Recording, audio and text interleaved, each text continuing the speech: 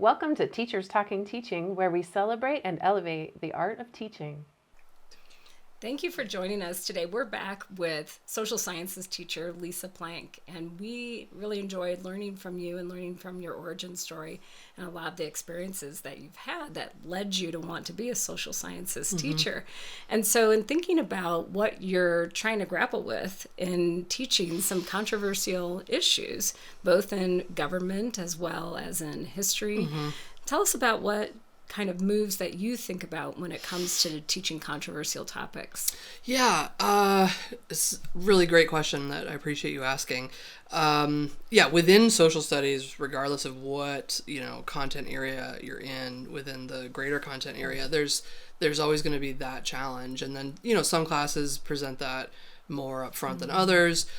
Government, political science for sure, U.S. history these days has become more of a talking point in some circles than it has before. So again, I go when I'm feeling, say in U.S. history, when I'm feeling nervous or unsure or maybe want to take the easy way out. It might sound cheesy, but I do think about those teachers that I had before that have inspired me with the history that I had never been taught before, that they really opened my eyes and did such a service for me as a learner and as an educator. And so I try to channel that energy of it might be uncomfortable. There might be some people who disagree. I am the expert. I am the professional. I've done this for a long time. I have confidence in myself. And again, I've got this great community of people around me that I can bounce ideas off. We do that a lot at Fossil, support each other. And ultimately that's going to be, I think, the best service that I can give to kids, right? And so that's just kind of the pep talk or the conversation I can have with myself in my head when it comes to actually doing the thing. AP Government, I have a pretty beast of a curriculum that I need to get through. Not just get through, but get to work through with the kids.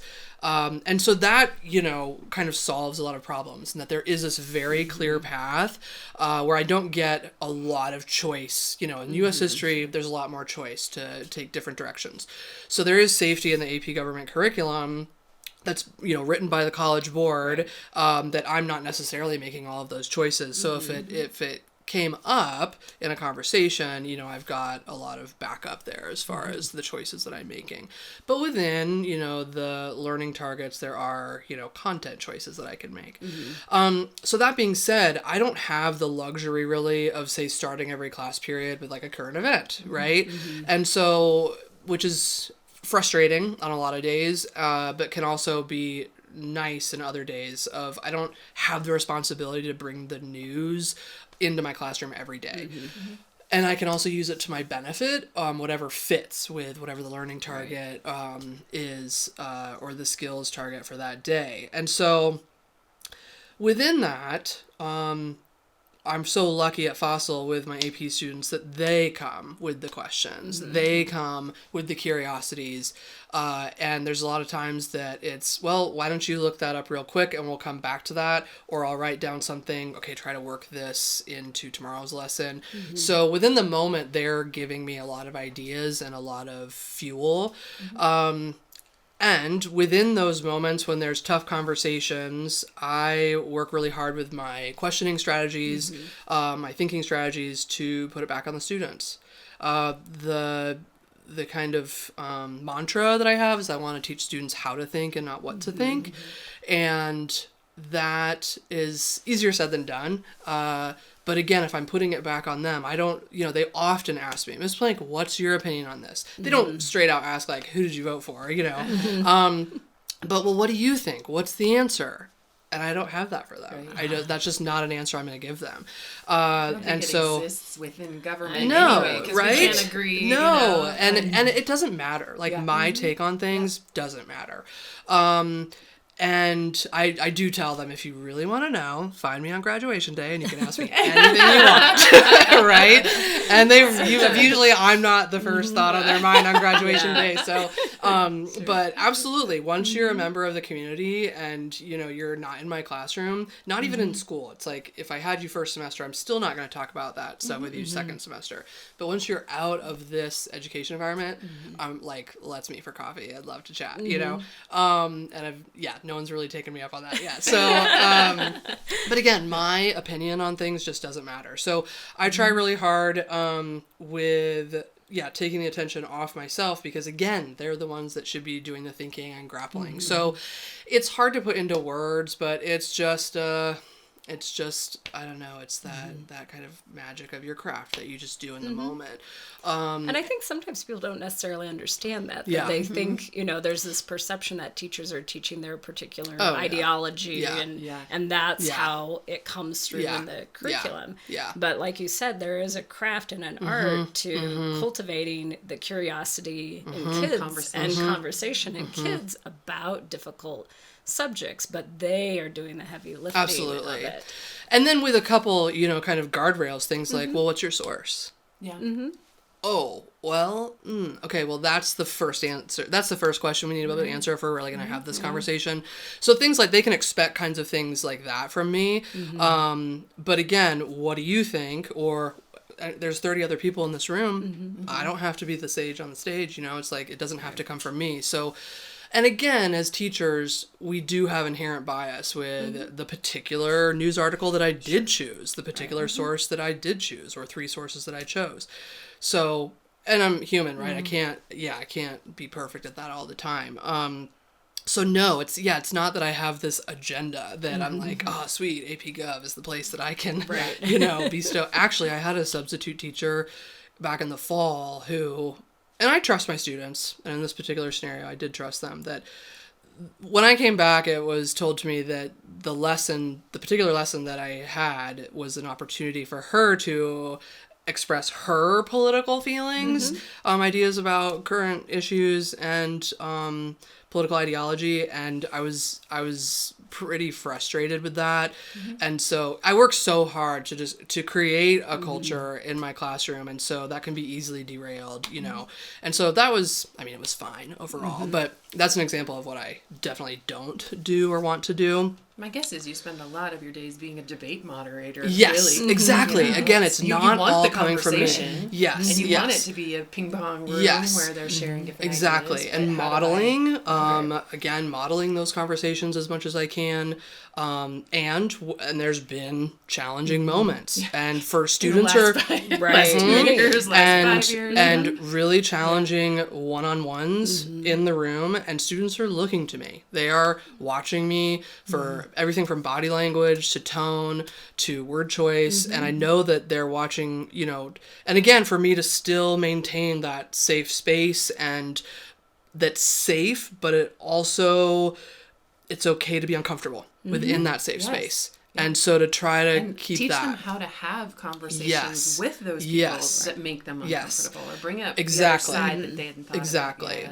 One of the lessons that I do later, after we've been together for several weeks, it's in our last unit, is that I ask them to interview an adult in their life about their own political ideology. It doesn't have to be on the receiving end of that. Yes, I was going to say, I feel like you probably had that assignment in your house. Yeah, so thank you. And by then, we've taken some political ideology quizzes or tests that kind of guide us on where we are on the spectrum. And then they're on that end, right, of having to ask someone else those questions. And I just say, this is just a straight up, you're not trying to pull anything out of your interview subject, right? And you're so teaching them to be listeners, exactly, which is so and try to seek to understand someone else's perspective. Exactly. And this is an adult who maybe has been in your life for ever, that you are gonna maybe learn some new things or uncover some new things about how they got to where they are in their ideology, and it's all made up from our experiences. And when you are confronted with someone, or you're in a conversation or a moment with someone, I always use the dinner table, as an example. Yes, exactly. Seek to understand. Help me understand, how you got that idea, or where does that come from, or what sources, several different questions that they can ask of come from a place of wanting to know, because again, our opinions are usually informed by our experiences, and those are individual, you know. Can't tell you how much I appreciate your teaching civil discourse. Yes. And Like, I remind them so that you important. guys are doing a better job in this classroom usually than, you know, a lot of the adults. A lot of the adults out there aren't setting, you know, they're not modeling. And so you guys are doing it in this classroom, you know, and so I remind them that they have the tools and the skills, and to try to carry that. And when it all comes, you know, what it all for me comes down to is what kind of member of your community are you going to be? How are you going to contribute to your community? That doesn't mean having the loudest voice or attending, you know, the most events or going to rallies. But how are you going to show up? Right? And there's a lot of different ways to do that. And so those can be in political conversations. And or not. And so that's what I hope they're taking away, is that those are skills that they can use when they're out there and thinking about what their contributions are going to be. So I want to know a little bit more about how you talk to kids about looking at their sources, particularly, you know, there's both, you know, social media sources, there's textbooks, there's other sources, and also the emphasis on, you know, learning about people's perspectives and stories. Like, I mean, having that as part of it as well. So can you talk a little bit how you kind of funnel kids maybe toward a particular source or line of thinking about sources? I'll try. I mean, I'm definitely, I feel like that's one thing that we're all as social studies teachers kind of flying the plane as we're building it, because things are changing so quickly. The way that I taught media literacy 9 years ago is not the way that I want to teach it today, or even 5 years ago. So there are a couple actual, you know, teaching sources out there that some of us use. The Stanford History Education Group, SHEG, is a great resource for social studies teachers, that they have put heavy emphasis on media literacy, and they have actual content and lesson plans and material, because that's the thing, is that people talk about media literacy and use a variety of sources, and then you're just, I'm still learning how to do that, right? As a consumer. And how to read through them. Right? Exactly. So So too many. exactly. So I am not the expert. I'm still on, like the student sometimes, if I'm trying to make sense, right? And sift through. And so there are a couple, you know, good organizations out there that you can turn to for good materials. Again, modeling. Just constantly always asking that question of, what's your source? Where did you find that information? Did you check a second source? So just again, in that simple line of questioning of just reminding them of, I can't just spout like the answer that was in bold that Google populated when I typed in the question.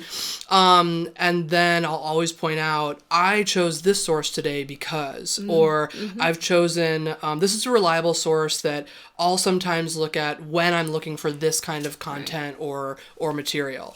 During election season, this is a great source to keep track of polls, right? And so I'm just trying to provide as many resources just verbally, or of course in my assignments, and then try to have variety. There's a great chart out there that a lot of social studies teachers I know are familiar with, that I can't remember the name of it. I can't remember the source, but it's this media literacy chart that maps a lot of our kind of the big ones that you would know, you know, news sources and publications that you would know of, and then some other ones that you maybe haven't heard of, and it maps them on a graph of you know, left to right, liberal to conservative, also reliable to less reliable. And so I love to pull that up and show them I pulled one from this quadrant, one from this quadrant, one from this quadrant. In Standard Gov, I have more time for stuff like this, where they actually, in Standard Gov, we do Media Monday, and each Monday they'll pick a story, a topic. So, you know, the Trump indictment, for example, and they'll go to that media literacy chart, and they'll have to choose 3 different sources to read about the same topic on. So comparison. Exactly. So like, what was the headline, or what was the feeling, or what was the feeling or emotion evoked from that headline? And again, what, you know, who did they interview in their article, or what facts did they choose to include or not? So, and unfortunately, again, in the AP classroom, that's kind of happening maybe in the moment. I don't have time for the a formal assignment like that, but So those are, I guess, to summarize, I mean, just, again, modeling in my line of questioning, reminding them that I'm going to be the person that's going to ask and make sure that, and again, not to put you down, but just to remind you that I would like to know the source that you're getting this information from. And again, with social media, I mean, it's, again, I can barely keep up even with the platforms that are coming up that they're using. But, so modeling, trying to provide them with a variety of sources that I can, explaining my choices, and trying to be as transparent as possible. That I don't, I'm not trying to feed you stuff subversively, you know. Yeah, right. And again, they come in usually with the questions, and I know that in Lucas's class, second quarter, they were such an engaged group that the biggest challenge was, like, having to stop them from talking. That, like, we do have this curriculum, right, and it's so painful as a teacher because that group we could have talked for 90 minutes with no lesson plan. And then in the back of my head, I'm like, oh, we still need to cover Federalist Paper 10, and, like, we gotta, like, do this and that. And so, again, depending on the mix of kids you have, it just, it kind of takes care of itself, and I'm just there to moderate, you know. So lead learner is what I try to be with them. You talked a little bit in your origin story about this new class you're teaching about Native American humanities. And so obviously, like, one of the things I feel like we're tasked with these days is to get those diverse perspectives, to get some primary sources from other sides, not just the typical what we all probably learned. Totally. So can you talk about how do you do your best to work that in, and then how really has it manifested itself in this new class you get to teach, like teaching the equity and well, that class in particular, that what you just summarized in that question is everything that I felt creating that new class of responsibility, pressure, however, you know, of I'm not a member of the indigenous community, right? I'm passionate about the history and the people, but I'm not the expert by any means. I'm not a member of that community. So how can I facilitate that? Again, as lead learner, not as expert. So, and again, feeling the pressure that we do have a lot of resources actually in our own backyard, and, you know, whether it's opportunities for field trips and sites, guest speakers, tapping into the communities that are available. I've put pressure on myself to try to do everything with this class. And I'm realizing those goals are a couple years out of tapping into those communities and figuring out how I can bring people in my classroom. Right now, I'm still creating the structure of the class and the content and the skills that I want to have come out of that class. So I have goals at this point in Native American humanities of reaching out and figuring out how to again, I don't need to be the speaker. I don't need to be the source about how to bring folks in. So, for example, in the fall, I can't remember the name exactly, but the Northern Colorado Powwow Association, something to that effect. For example, they had a powwow they put on in Fort Collins. And so I've got that source. I'm emailing them like, hey, this is me. This is my role. How can we build this relationship? Reaching out to professors at CSU about what's the potential here for being involved in my class. And so right now with Native American, I'm in the process of networking, I guess we could say.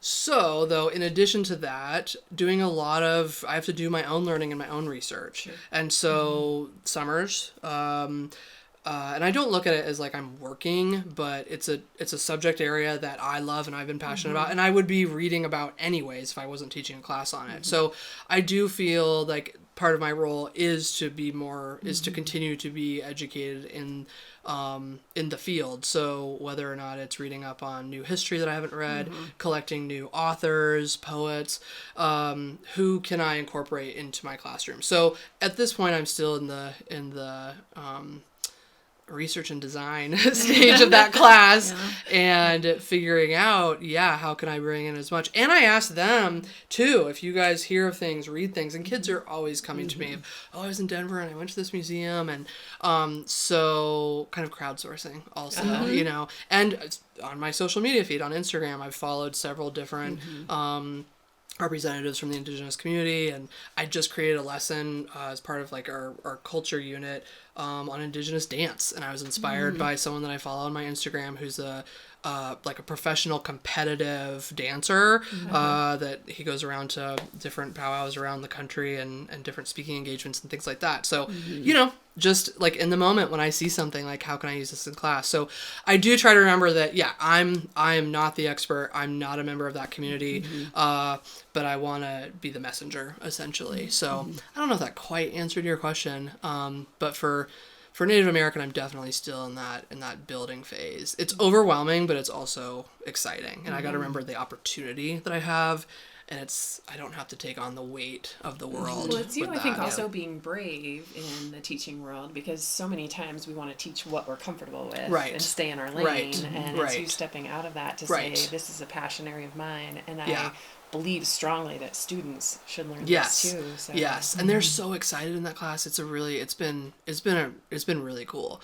And being brave, like my wheelhouse is history. It is not language arts. So teaching poetry and literature, like I taught a book for the first time, nonfiction, on the Comanche. And so I was like, this would be a really great way to do a deep dive into, say, a case study about one particular group. Because that's the other thing, the diversity, the breadth. It's like, I want to teach them about all indigenous communities in North and South America. You could it's focus on Colorado only, and it would still be a lot to cover. And so I made the choice to... I got a set of these books. Empire of the Summer Moon is the book. And I read it myself just as choice reading a few years ago. And I'm not able to teach the whole book just because of timing and things like that. But I pulled in Jenny Putnam from the district, who was a language arts teacher at Fossil, and she engages with the teaching and learning support and literacy coach. And she helped me. She's like, so she taught me how to essentially try to teach a book, which I did for the very first time, and it was really great. So being brave and stepping outside my comfort zone, those are the areas that I like to scare myself. For some reason, I've always had this thing of stepping outside my comfort zone. If it's not uncomfortable, I'm not doing it right, kind of thing. Which sometimes gets a little excessive, that I'm like, again, maybe I should just work on being comfortable and not like having this healthy fear of my job all the time. Lisa, the best teachers, right? The best I just teachers keep doing it to myself. I keep doing it to myself. And growing. That is part of what the best teachers do. And so I'm in that right now in Native American. So, well, I want to just say how much, we appreciate you for taking that step and, being courageous and elevating a voice and a perspective in history that, I think, our generation wasn't really taught, that perspective, as well as, elevating the kids' perspectives that they bring into the room too, and engaging their thinking. Thank you so much for sharing your craft with us. We really enjoyed learning from you today. Thanks for your questions. It was a great time of reflection, and it's just gotten me excited again about and thinking about the things that I love about teaching and being with kids. So thank you so much. Absolutely. If you liked what you heard today, go to our Facebook page and like and subscribe. You can also go to YouTube and join our YouTube channel, as well as listen to us on your favorite podcasting app.